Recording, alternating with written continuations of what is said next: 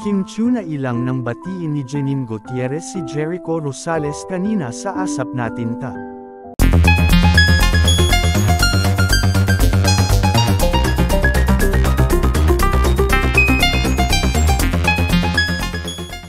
Kim Chiu na ilang nang batiin ni Janine Gutierrez si Jericho Rosales kanina sa Asap Natin Ta. Hindi nakaimik si Kim Chiu nang batiin ni Janine Gutierrez si Jericho Rosales dahil kaarawan nito. Kung makikita sa clip ng video na halos hindi masyadong lumalapit si Kim Chiu kay Jericho. Dahil alam ni Kim ang status ni Janine at Jericho, na kung saan sila ay nasa level na ng pag-date. At lalong-lalo na dahil may alitan si Paulo at Janine.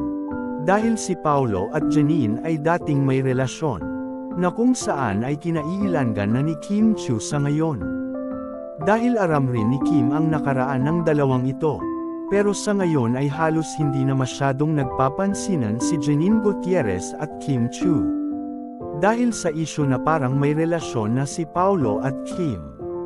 Nahalatang pinagseselosan pa rin ni Janine si Kim Chiu, sa dahilan na halos parang ilang ang dalawa na magkasama sa iisang studio.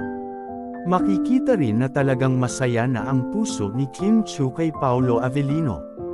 Dahil halos palagi na itong magkasama at nagbo-bonding.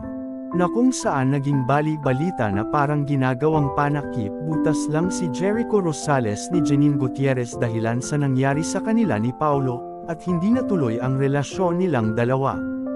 Na nag-yudyon ng alitan sa dalawang tambalang ito. Ang Kim Pao at tambalang Jericho at Janine.